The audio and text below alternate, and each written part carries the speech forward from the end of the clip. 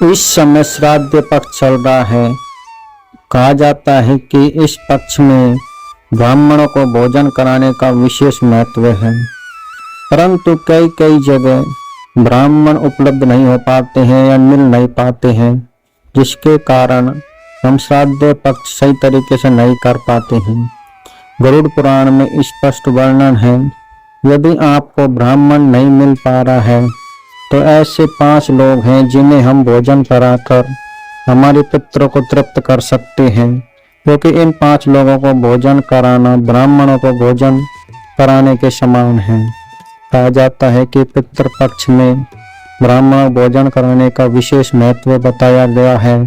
जहाँ तक संभव हो सके पितृपक्ष में ब्राह्मणों को भोजन कराने का ही पूरा प्रयास करें, परंतु यदि आपको ब्राह्मण नहीं मिल पाता है तो इस स्थिति में गरुड़ पुराण में 5 लोगों का वर्णन दिया गया है। इन्हीं में से 5 लोगों में से है, पहला है भांजा। कहा जाता है कि भांजे को भोजन कराना भी ब्राह्मणों को भोजन कराने के समान ही माना गया है। दूसरा है पुत्री का पुत्र। कहा जाता है कि पुत्री के पुत्र को भोजन कराने से भी हमें ब्राह्मणों को भोजन कराने के समान फल प्राप्त होता है। तीसरा है जमाई। कहा जाता है कि पुत्री का पति भी एक ब्राह्मण के समान ही आदरणीय पूजनीय होता है, इसीलिए इसका कभी भी अपमान ना करें, क्योंकि इनका अपमान करना ब्राह्मण के अपमान के समान होता है। और इनको श्राद्ध पक्ष में भोजन पर बुलाना और इनको उचित भेंट और दक्षिणा देना भी ब्राह्मणों को दक्षिणा देने के समान ही है।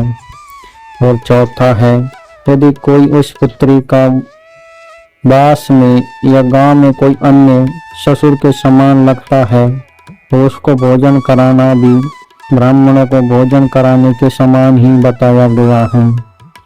यदि ये लोग भी यदि उपलब्ध नहीं हो पाते हैं तो कहा जाता है कि गरीब असहाय या जो लोग भोजन के लिए तरसते हैं, इनको भोजन नहीं मिल पाता है, उन लोगों को भी अपने पुत्र को याद करते हुए भोजन कराना भी ब्राह्मणों को भोजन कराने के समान बताया गया है। परंतु ये साधन उन्हीं के लिए हैं जिनको ब्राह्मण नहीं मिल पाते हैं।